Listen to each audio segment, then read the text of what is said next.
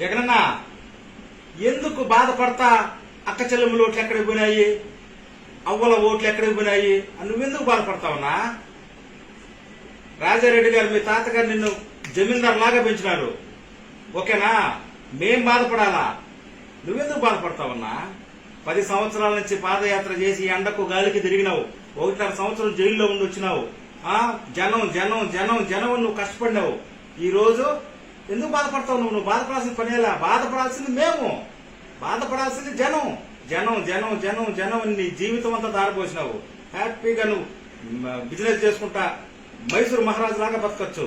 అయినా జనం జనం నీకు జనం పిచ్చి. ఇప్పుడు ఎందుకు బాధపడతావు? మంచి చెయ్యలేదు అని నీ మనసులో ఉంటే నువ్వు బాధపడాలా?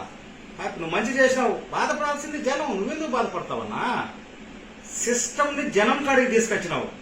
ఒకప్పుడు మేము పరిగెత్తా ఉండేవాళ్ళం గవర్నమెంట్ ఆఫీసర్ దగ్గరికి, అలాంటిది సిస్టమ్ ని ఇళ్ల దగ్గరికి తీసుకొచ్చినావు. ఇప్పుడు అది పోయింది. మేం బాధపడాలన్నా? నువ్వు ఎంత సేవ చేసినా విశ్వాసం లేని జాతి మనిషి జాతి. ఒక మనిషిగా చెప్తున్నా, మాకు విశ్వాసం లేదు, మాకు విశ్వాసం లేదన్నా. 5 సంవత్సరాలుగా నీ సొత్తు తిన్నాం, అయినా మాకు విశ్వాసం లేదు. సిస్టమ్ ని మా ఇళ్ల కాడికి తీసుకొచ్చినావు, అయినా మాకు విశ్వాసం లేదు. అందరూ ఏమన్నారు? సచివాలయం వాలంటీర్లు బ్రోకర్ పనులు చేస్తున్నారన్నారు, అయినా మేము వాళ్ళకి ఓట్లేస్తాం. మేము మనుషులం.